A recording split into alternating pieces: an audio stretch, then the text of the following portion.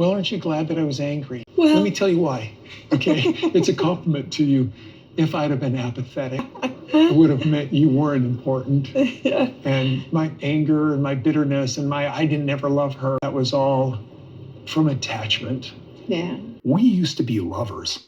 And we used to really I think we liked being around each other. Instead, I'm looking back at my past like, that was really cool. We were part of something special.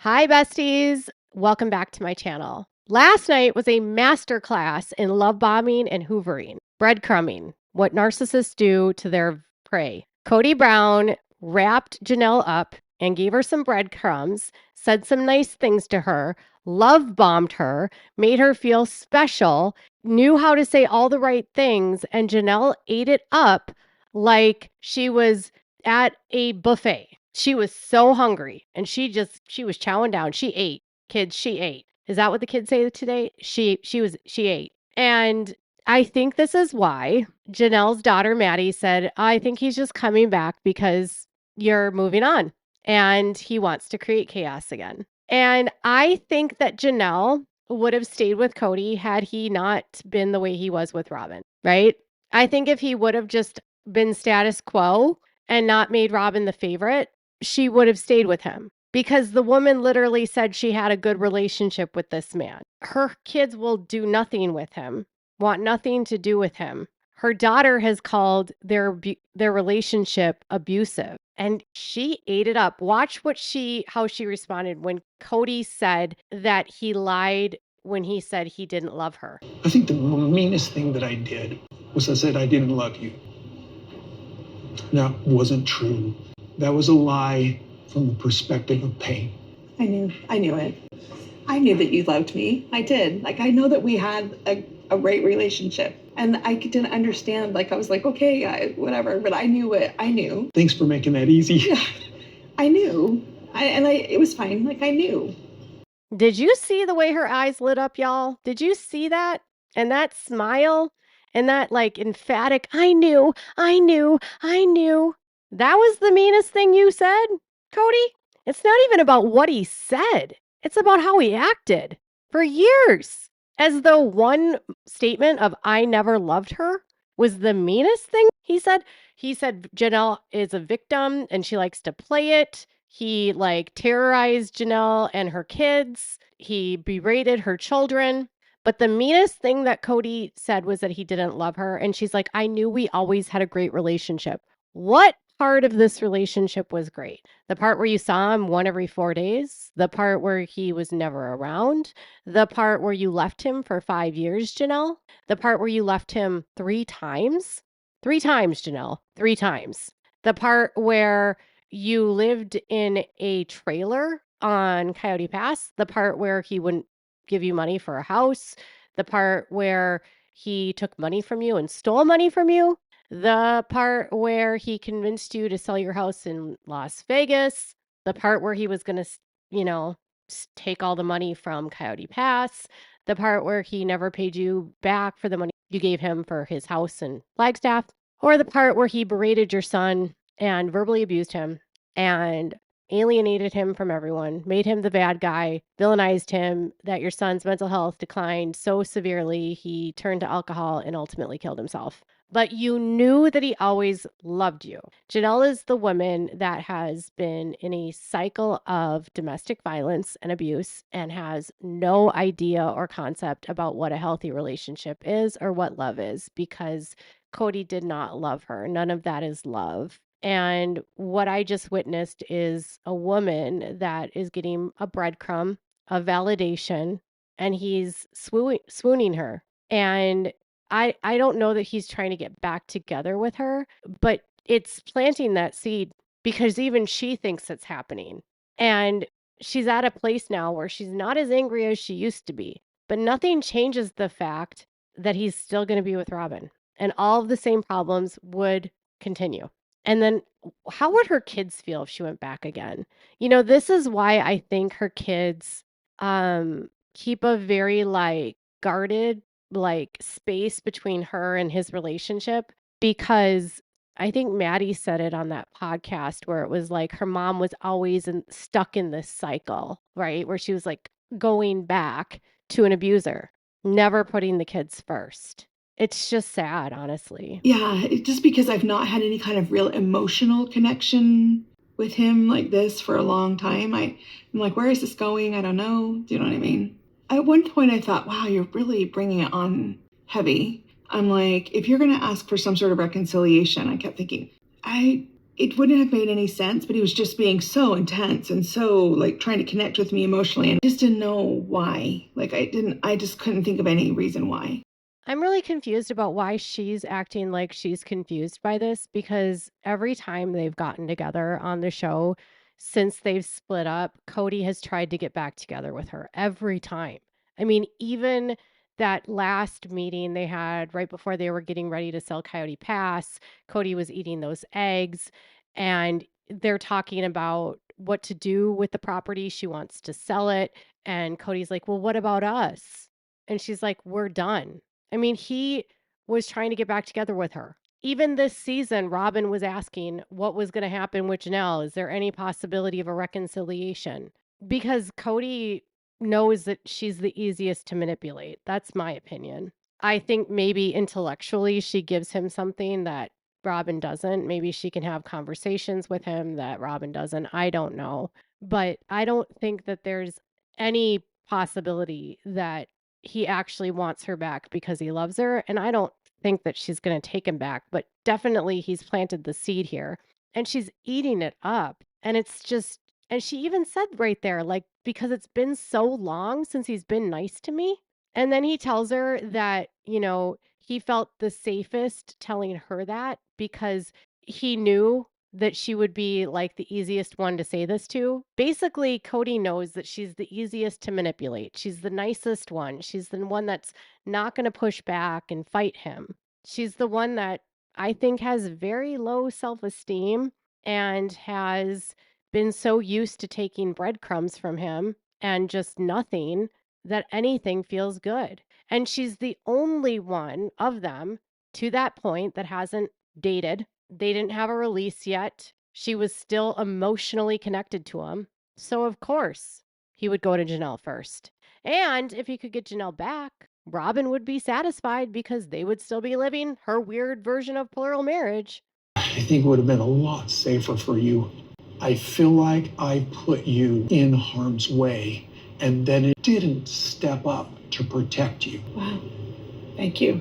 And for that, and the fact that I didn't protect, like, We didn't know. We didn't have no idea. There was no book or anyone advising us. There wasn't. Like, but my mistake in just not being brave enough, man enough, strong enough, because I know you didn't feel safe in that space. Here's where he blames Meri. I put you in harm's way. I put you in a space in danger. I wasn't man enough to have your back. I threw you to the wolves. I didn't take care of you. I put you with the monster, Meri Brown. What? No. You decided to bring in Meri's ex-sister-in-law behind her back and just expected them to get along. And then you left them together for weeks at a time while you were out doing whatever. It's just his way to deflect from his own responsibility and to act like it was all Meri's fault. All the abuse that happened was Meri's fault, which maybe there was abusive conflict between the two of them, but regardless, they're all there. They're only there because of Kody. There wouldn't have been any abuse if not for Kody. They're fighting about Kody. They're fighting about, well, you're my brother's ex. I wasn't expecting you to join the family. This is weird. And for her to say that there is no book and no one was advising them, that is such crap.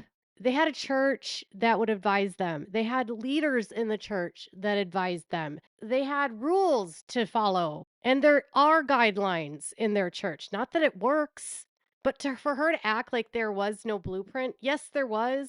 You had mentors in your church, and they all do it terribly because it's impossible to do it. And working through your jealousy is just another way of them saying, as long as you can work through this, you'll go to heaven. It's bananas. He's blaming Meri, and then he doesn't have to take responsibility. It's not an apology. I just didn't realize that you weren't feeling safe. Thought about that scene in my mind, scenario where you were there, and I've just felt ashamed because you deserved to feel safe in that relationship, and I failed that.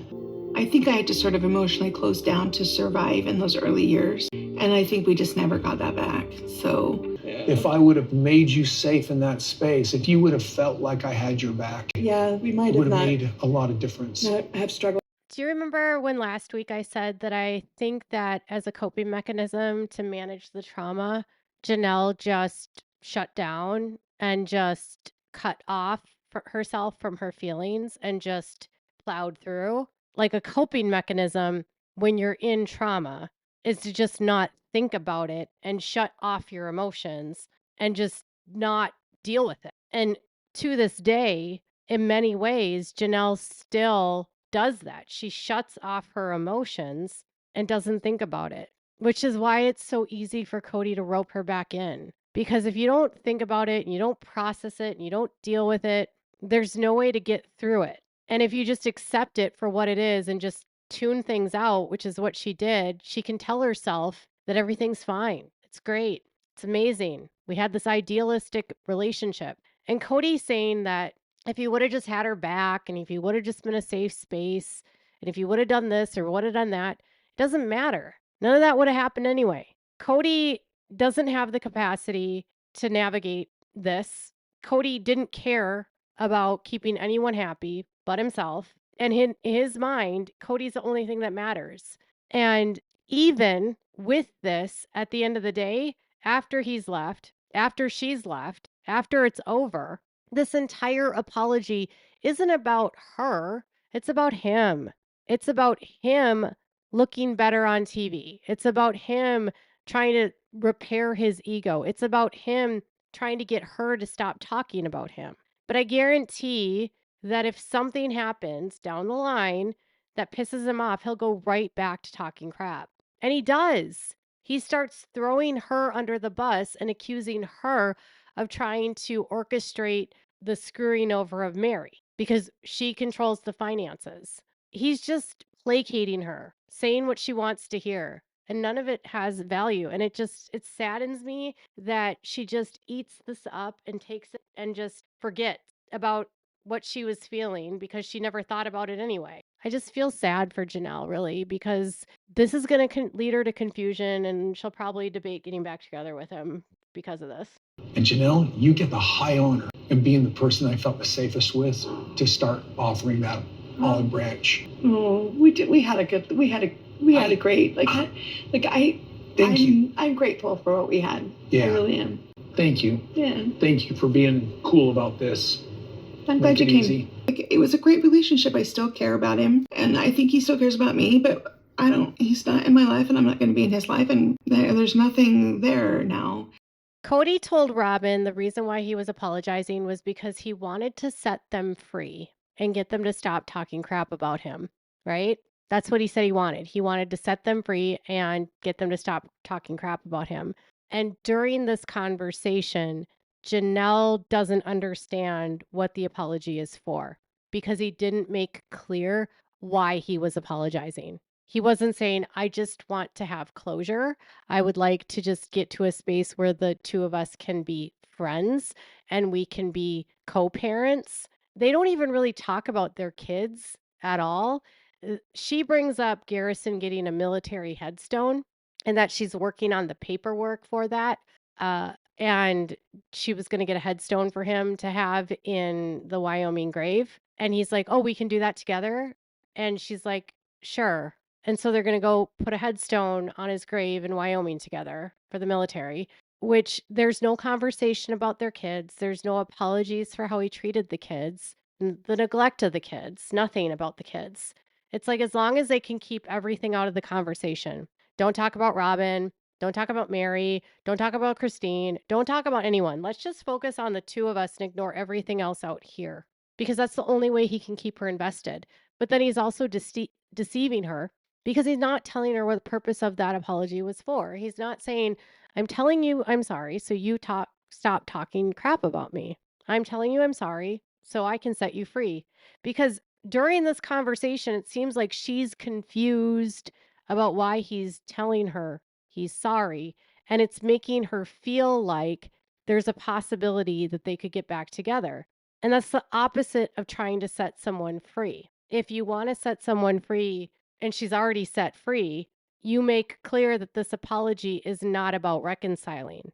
It's not about being in a relationship. It's about just trying to move forward. But he doesn't tell her that. And he certainly doesn't tell her, I just want you to stop talking crap about me. So this is why I'm apologizing. And then next week, she's going to say that at one point she debated about whether or not she would reconcile with him.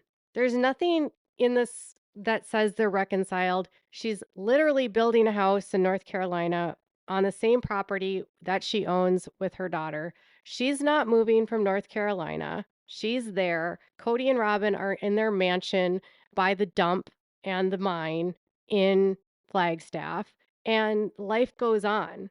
But now he has just like caused chaos in her life again by doing this. And he didn't apologize for anything.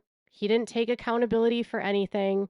And she does mention at the end, like, it would be nice if, he could reestablish relationships with his kids. But what Kody has figured out about Janelle is if he can get her to not think about the rest of the things involved in this, and he just gets her to focus on him and her, he can manipulate her. She was way more grounded, like, before Garrison's death. And I think part of this is him, like, playing on her grief and her vulnerability of her grief. Because before Garrison's death, she was more grounded in the fact that, like, it doesn't matter what you say, Kody, all of that chaos still exists if I come back. And all of that chaos would have still existed if I stayed. It never would have worked. And they didn't have a great relationship. You don't leave a great relationship. You don't upend your whole life and move across the country because and not tell your ex that you're leaving in the middle of the night. You don't move out of a city if you had a great relationship. You don't disconnect, go no contact. Your kids don't talk to their dad if you had a great relationship. It was not a great relationship.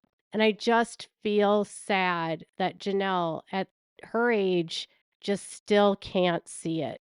And I don't know if she ever will. And I just hope at some point she gets therapy and she just gets away from him because he is so toxic and he's so abusive. And this apology was so disgusting. And I just feel sad. So tell me what your thoughts are in the comments below. Make sure to give this video a thumbs up. Make sure to subscribe to my channel if you haven't subscribed and click the bell so you never miss a video. Thanks so much for watching. Bye, besties.